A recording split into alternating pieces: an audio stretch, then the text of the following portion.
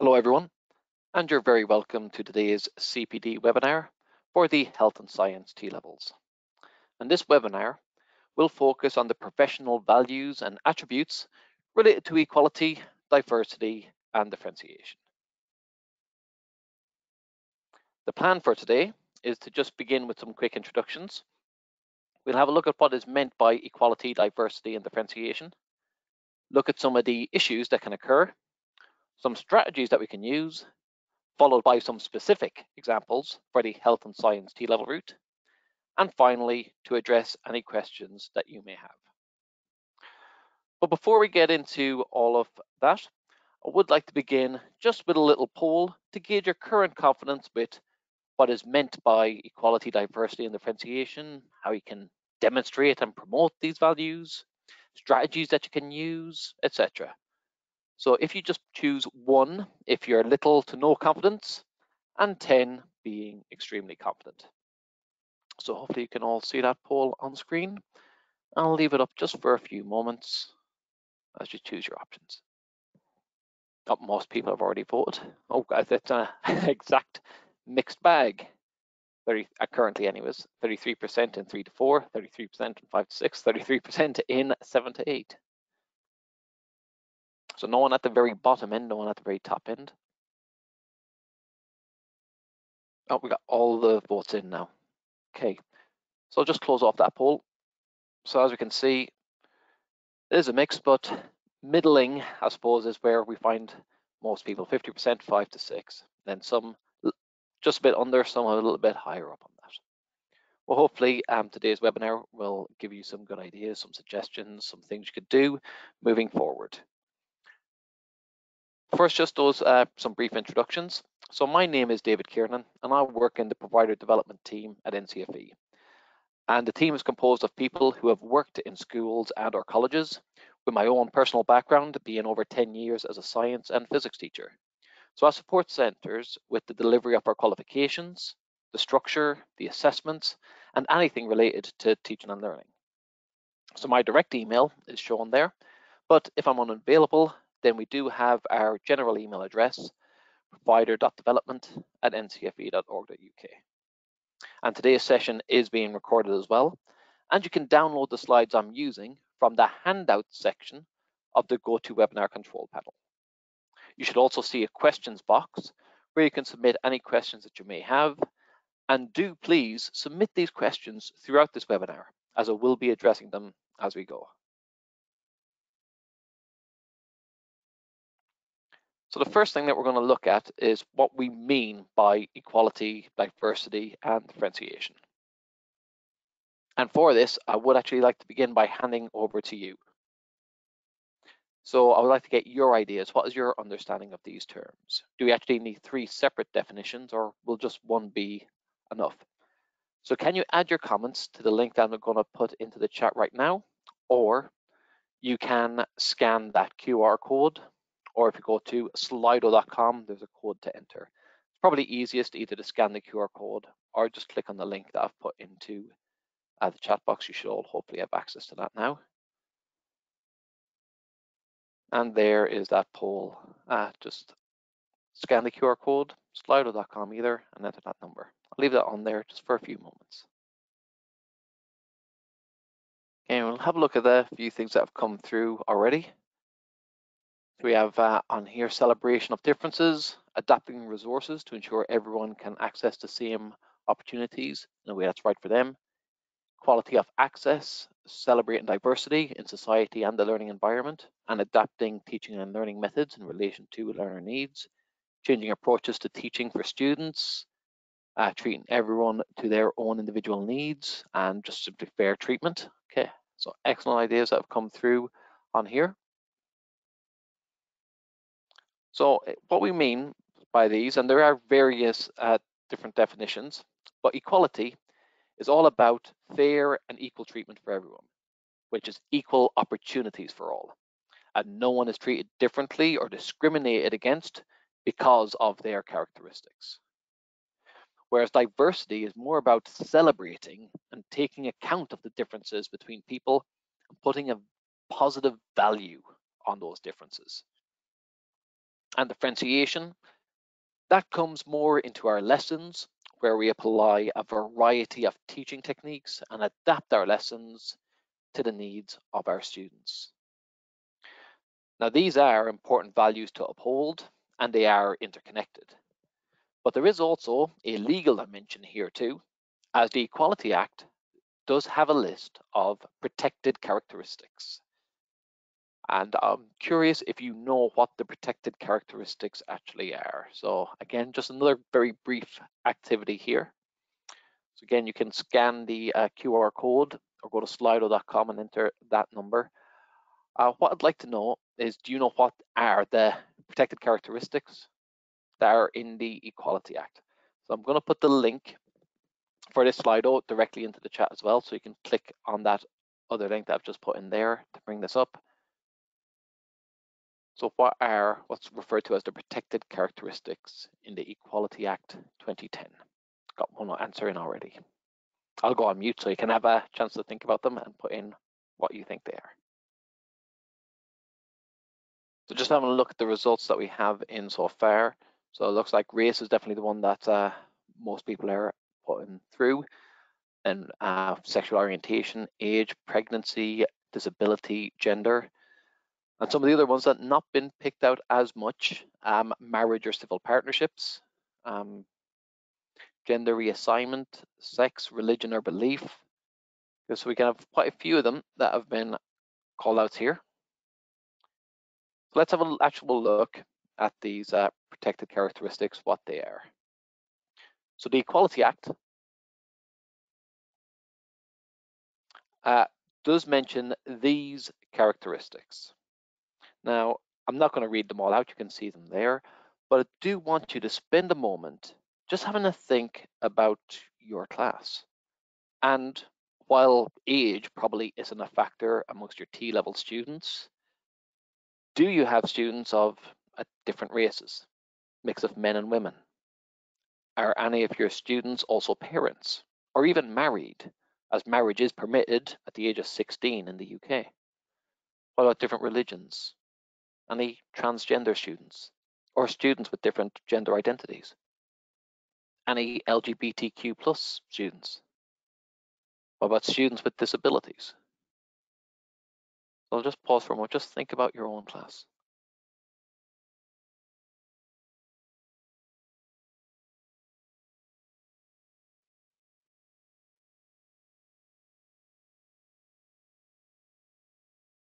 Now, just ask yourself one other question.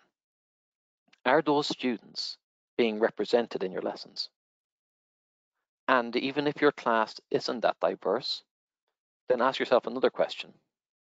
Are you preparing your students to be inclusive and embrace equality and diversity?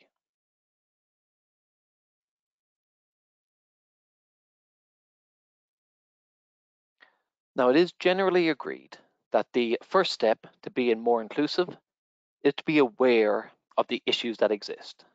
And that's what we're actually going to have a look at now. And I'm going to begin by just playing a short video from the Royal Society about unconscious, or sometimes called implicit bias, which is something that we should be aware of and does actually play an impact in our teaching as well, which I will discuss in a moment.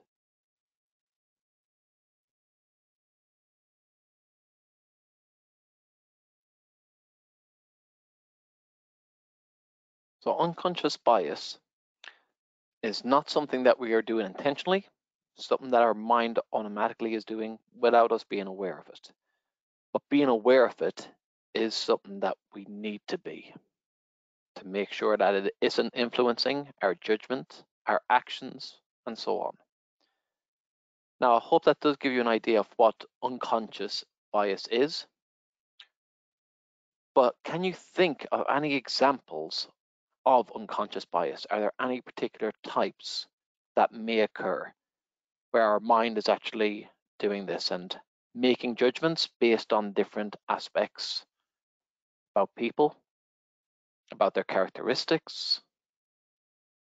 What are some different forms that unconscious bias can take? So the video mentioned a couple of examples.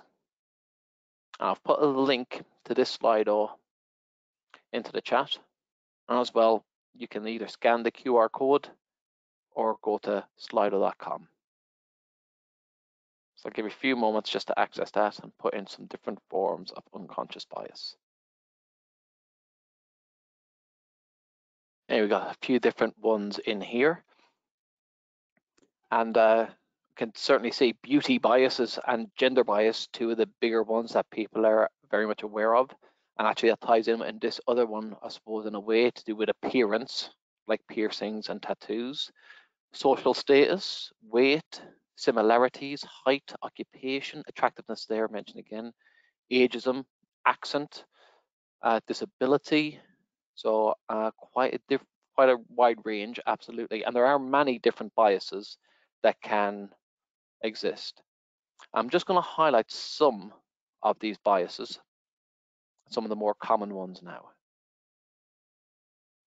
Now, I won't read through all of these. Some of these are self-explanatory and ones that you have come up with there, like age, gender, and so on.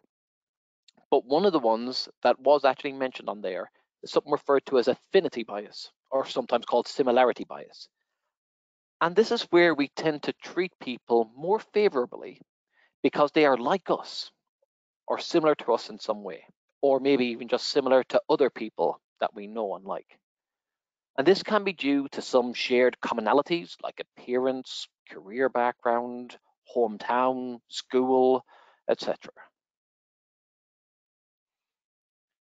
Attribution bias is when we incorrectly attribute a reason for someone's accomplishments, experiences, or successes incorrectly, such as just being lucky rather than being skillful or down to effort. So it's the idea of jumping to conclusions in essence.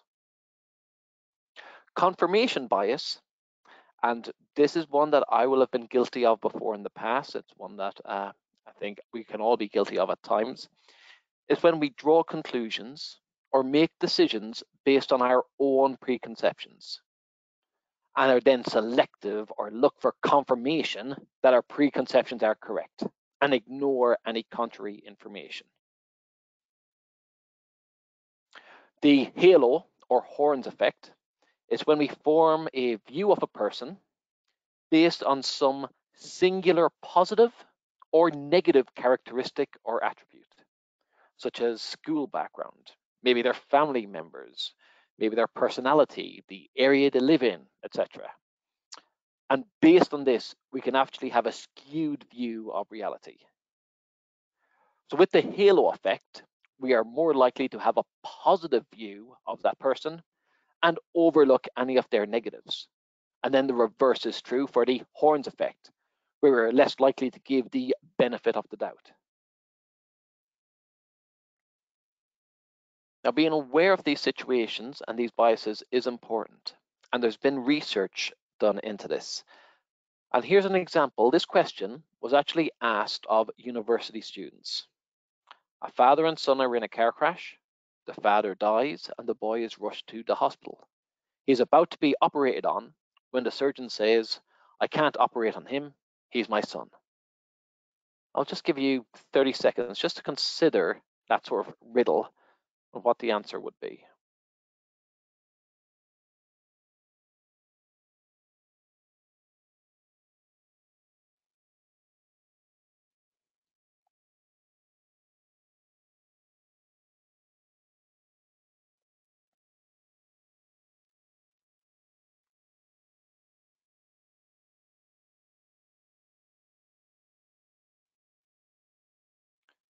So with this riddle, only 14% of the university students made the suggestion that the surgeon was the boy's mother. The results even remained the same when a variation of this riddle was posed, where the mother is killed and her daughter is sent to hospital, and a nurse declines to attend to the patient because that girl is my daughter. Very few people suggested that the nurse could actually be the father. Here's another example where applications were submitted for a laboratory manager position, and the university science staff had to rate the applications. And these applications were just randomly assigned a male or female name. The results showed that the male applicant was rated as more competent than the identical female application, offered a higher salary, and offered more mentoring. And what an interesting find as well was that the gender of the university science staff didn't actually affect the outcome either. So both men and women had this bias towards the female applicant.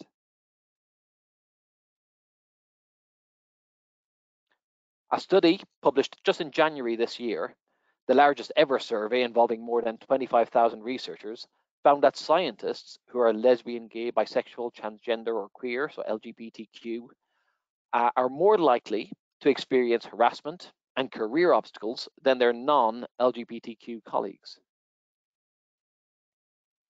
And in terms of healthcare, there also appears to be bias there for LGBTQ individuals in Britain. Now, I'll not read through all of these statistics, but 25% have witnessed or heard discriminatory remarks, and 5% of individuals have actually been asked to question or change their sexual orientation. And one of the impacts of this is that now 14% fear discrimination and actually avoid treatment as a result of that fear. And even something as simple as setting a security questions, passwords, can actually have unconscious bias in this here. This is actually a list of questions that I was asked to choose from this year that I just happened to save when I saw them. Now, only 3 of these questions, from what I can see anyways, aren't displaying any bias. So just have to read those 8 questions. From my view, there's bias in all but 3. And by all means, you could correct me if there's bias in all of them. But some people may struggle with these questions here. So questions 1 and 7 are sort of assuming a more traditional family, shall we say, and want an account for those who maybe grew up in care. Question 3 assumes that you're actually affluent enough to afford a holiday. Question 6 assumes that you have children.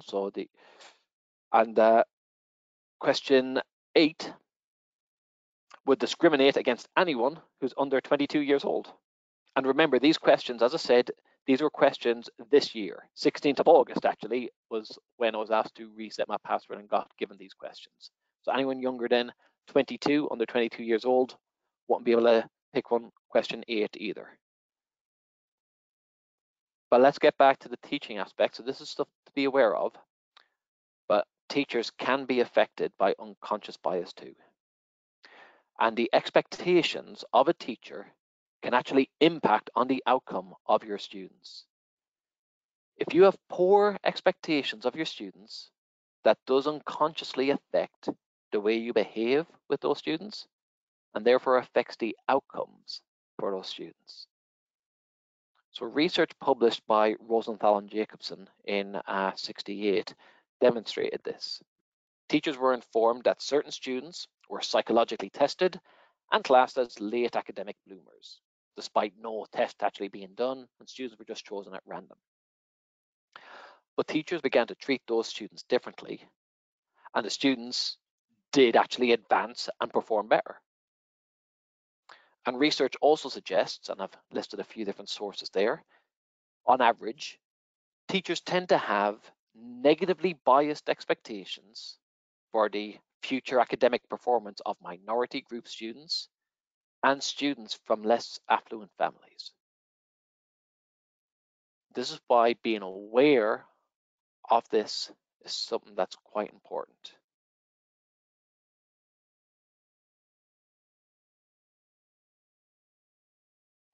So we're now going to look at some strategies that can be done to promote equality and diversity and differentiating your delivery for your students.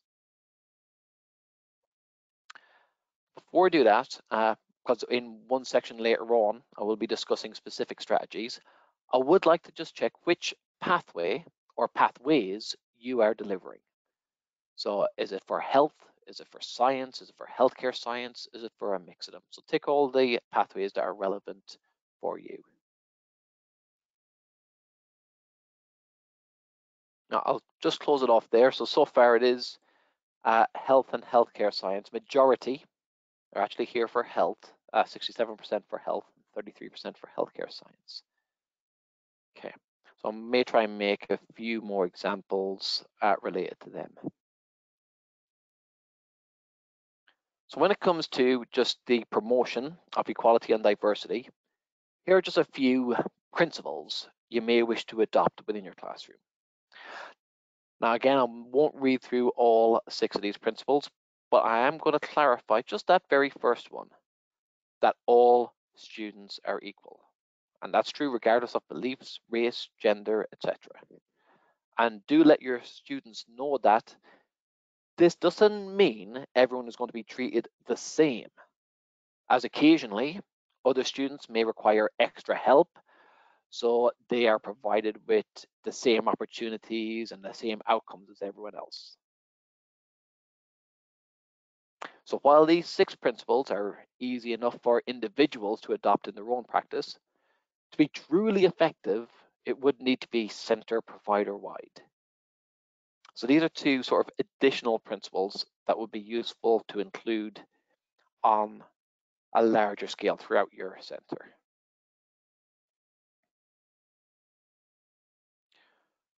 So let's move just away from these principles and let's get into some actual strategies that could be used. But the first one being the use of role models.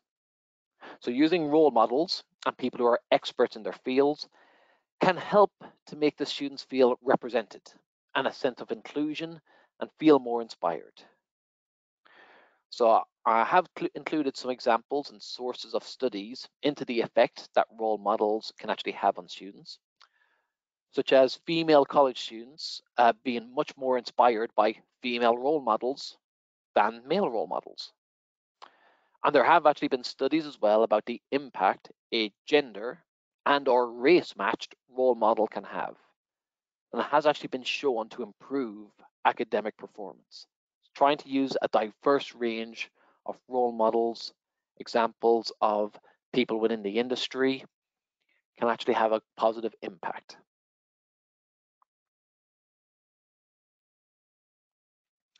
Consider your resources as well, and if they represent the students in your class. And even if your class isn't that diverse, then does it represent the diversity of the UK or even the world? Now, this type of culturally responsible teaching or culturally responsive teaching will help students to connect with the material more. And performance can also be improved when the curriculum is delivered through students' own cultural experiences. As Davina Gay, who's a professor of education, has actually written about in one of her books, Culturally Responsive Teaching, Theory, Research and Practice.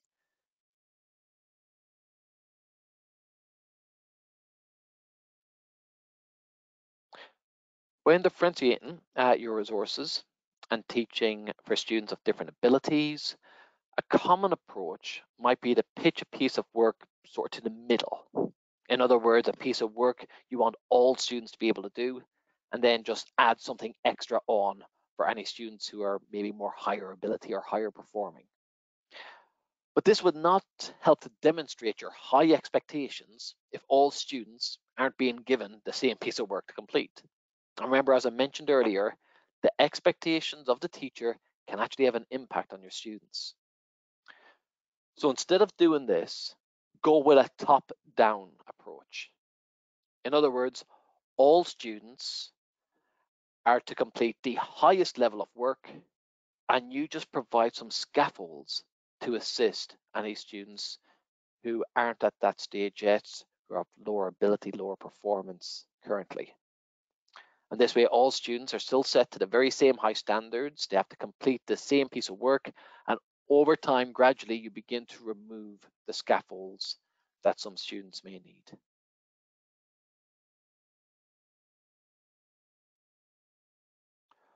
For your students that have any special educational needs or disabilities, we'll look at some of the support options for the four broad areas.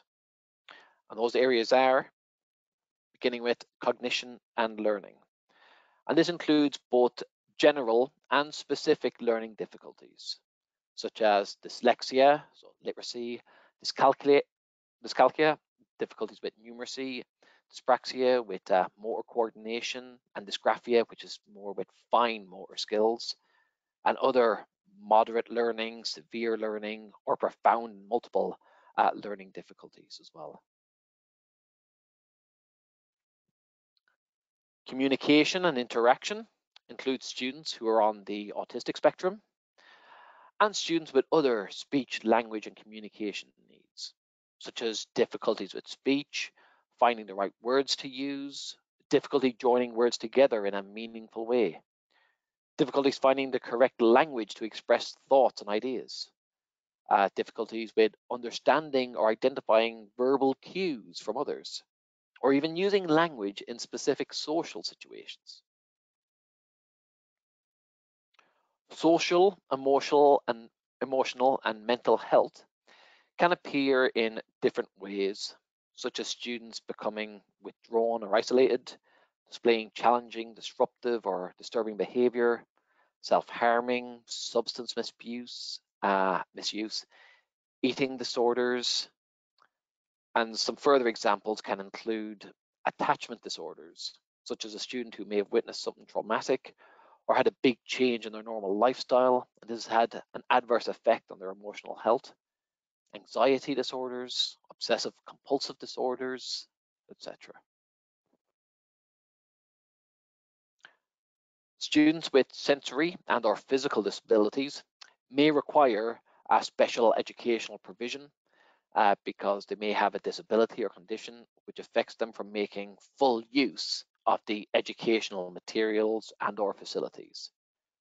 So examples could include a hearing impairment, visual impairment, multi-sensory impairments, a physical disability, or even medical needs such as asthma, diabetes, arthritis, cystic fibrosis, etc. Now, if you do have any SEND students, then it is best to find out about them. Speak to your special educational needs coordinator, your SENCO, for a summary. Look through any support plans or education care and health plans, the EHCPs. Share your knowledge as well and findings with the SENCO to help them review outcomes. But more importantly, get to know the student and the person behind the diagnosis as an individual. So let's look at some specifics now for those four areas. So for students who would be in the cognition and learning category, here are some suggestions, such as simplifying and decluttering your presentations, providing some structure with writing frames or sentence starters, link in previous learning more explicitly to show the connection, and encourage the students to try out different strategies and identify which ones work best for them.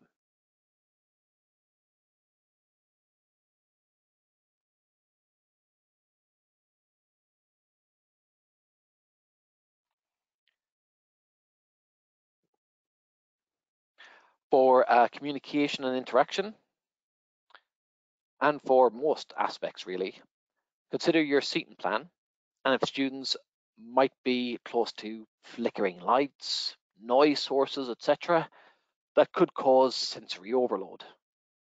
Try to use direct language as well and avoid sayings, colloquialisms, and metaphors.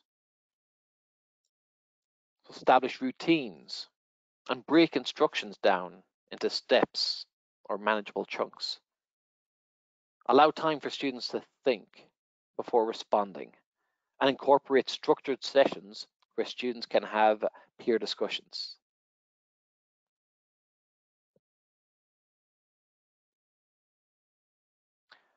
Building positive working relationships is an essential component of being a successful teacher, but can be especially needed for students with social, emotional, and mental health difficulties. Some students with attachment needs may have learned that you can't show weakness or anything remotely soft to an adult. So you would need to take your time and build that trust up and build that relationship up with the student. This would need to be balanced with boundaries that should be fair and consistent, and encourage the use of positive language. Focus on what is needed to help them learn. And remain resilient. For some social, emotional, and mental health students, remaining distant or name calling, etc., is an automatic defense and their own self-protection strategy. For others, it can be a test, as the expectation might be that you won't carry on being there to support them.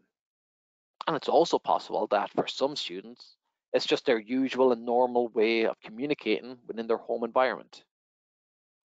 So resilience and empathy will be needed.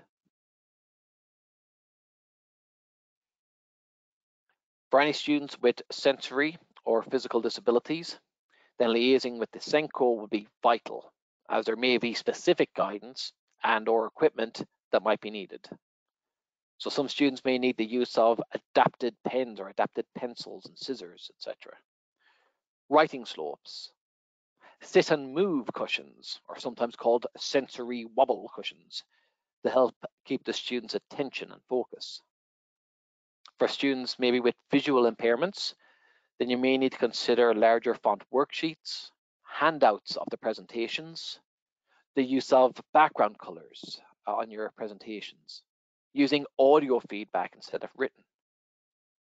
And for those with hearing difficulties, then try to minimize any background noise.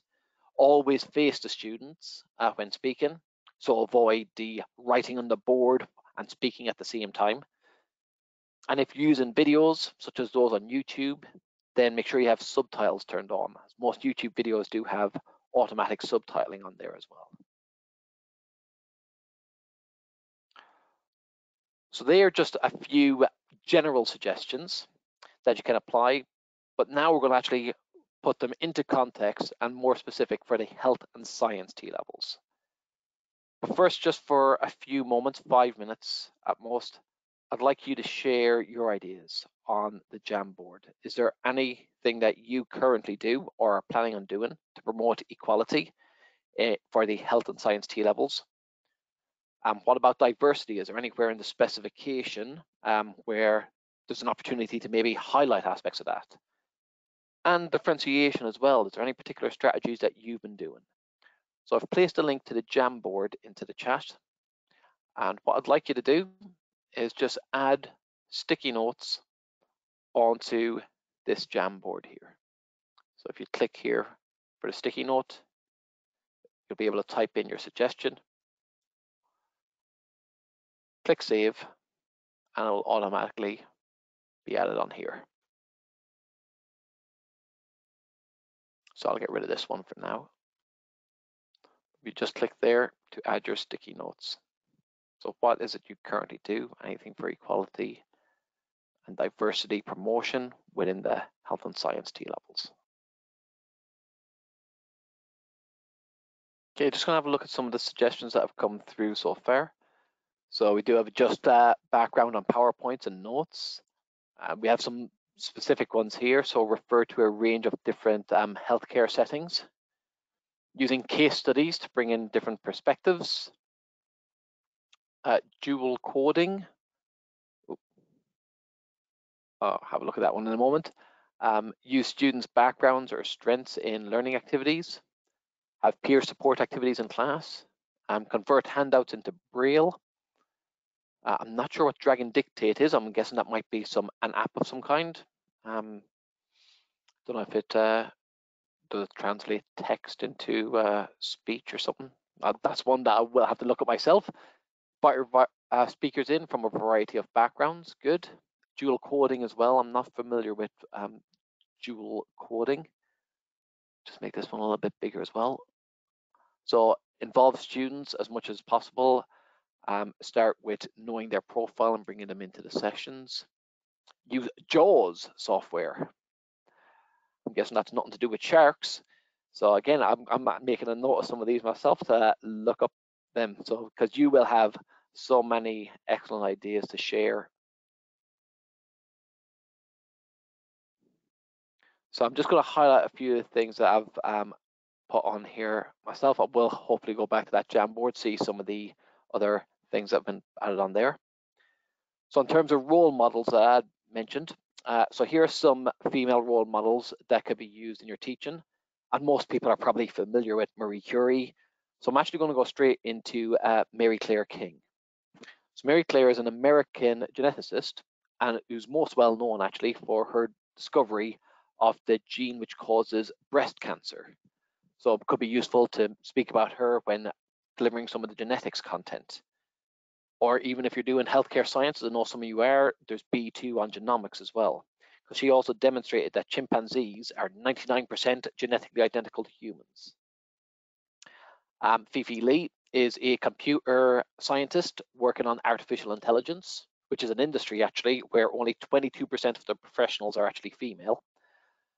And some of her current research does include artificial intelligence and systems for healthcare delivery.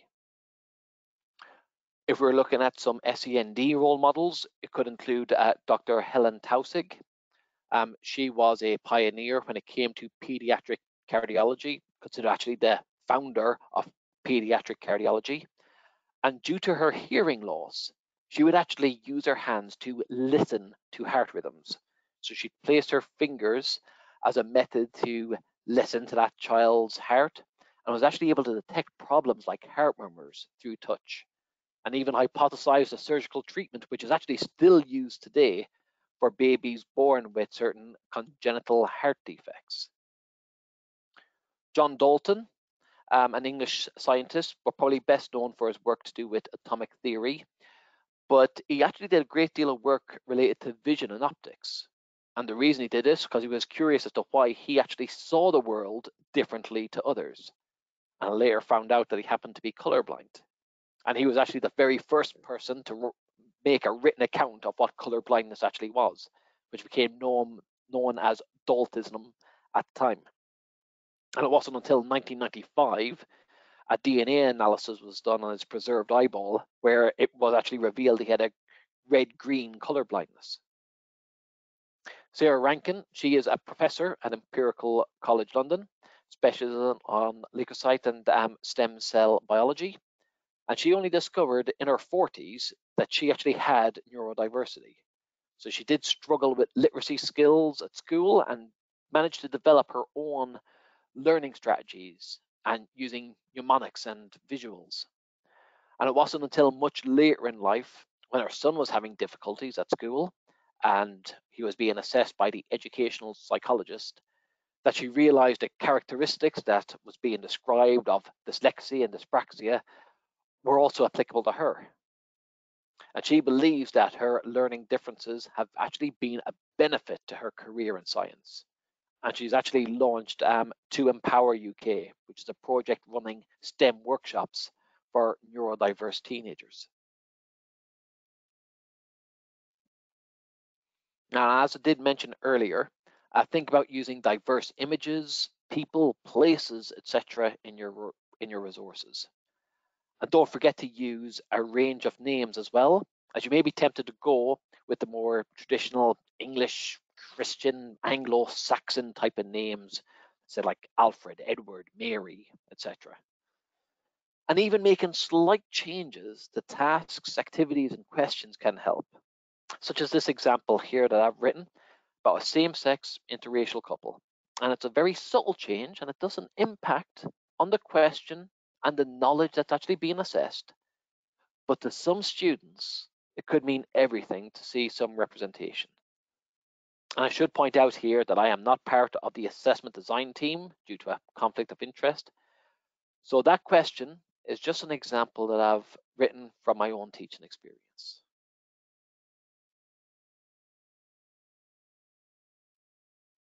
So as I mentioned earlier, differentiation is best done as a top-down approach. And one example I'm going to show you here is with graphs.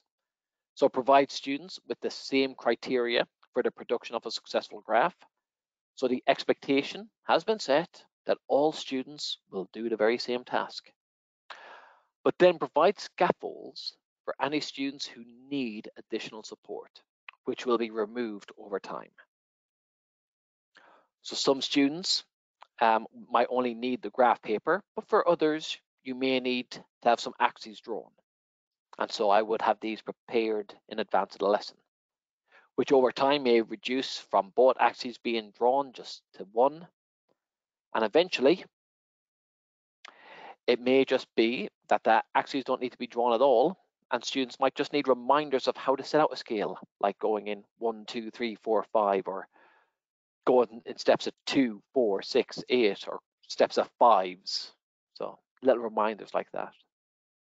And then eventually, it might just be a different type of reminder of how to count their own scale. So if every 10 square is this number, then what would each individual smaller square equal? But either way, the students will all have produced a graph that meets the correct criteria. And over time, the scaffolds are removed, so they're all able to produce these successfully. Another example is the use of writing frames to give students some structure to produce their work.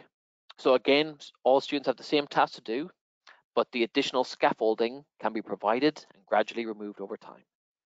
So for the science T level, it might be how to lay out a scientific poster in preparation for the live employer set project. So this could contain subheadings, additional questions to consider, etc., to support the students with the layout and the content until they reach a point where the scaffold is no longer needed.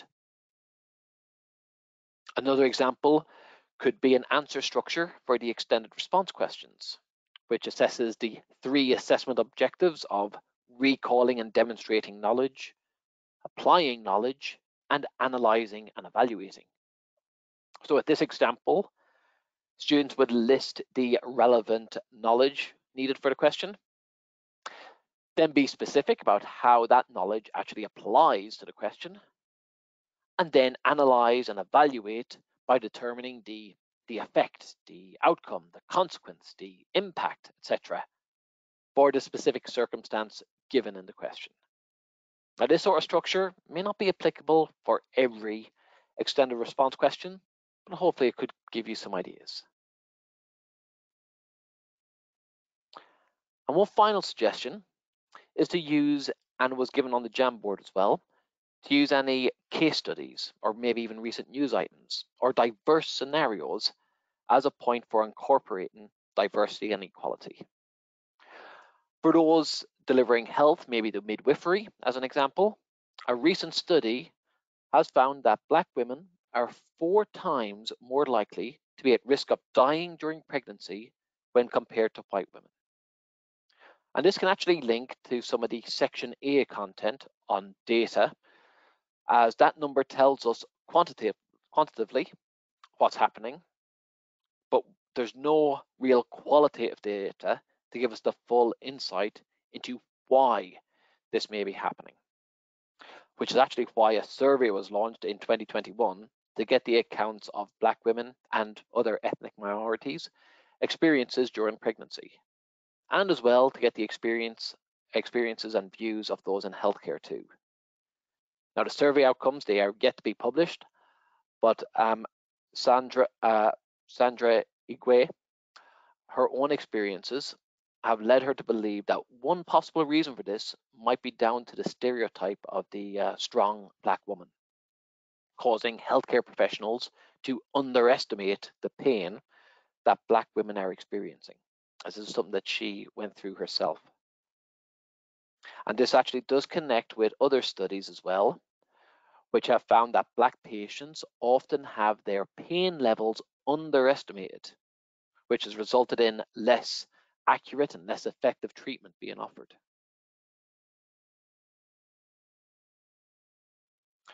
And again, an example here again for health, for the employer set project, where if you're doing some practice for the role play element, Then you could use some of the case studies that have actually been produced by the National LGBTQIA+ Health Education Centre, which give different case study scenarios, such as this example one that's on here, about a nurse taking a sexual health history and only asking if the female patient had a boyfriend. And one of the good things with these studies as well is they also include information about why the patient might be disappointed and what actions the nurse could take in the future. So the source for this actual document that I got this case study from, and it does contain 10 more just like this, is included at the very bottom of the slide.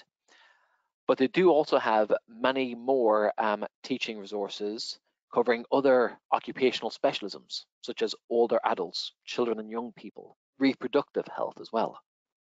It's quite a useful website. So I would like to just finish off now by asking the very same question I asked at the beginning. So how confident do you feel regarding equality, diversity, and differentiation, and using some of this within your teaching practice? So you should hopefully see that poll on screen now, again, with 1 being little to no confidence and 10 being extremely confident. How are you feeling now after attending today's webinar? And again, any questions? Haven't had any in so far. I've been checking. Do please put any questions that you may have into the question box.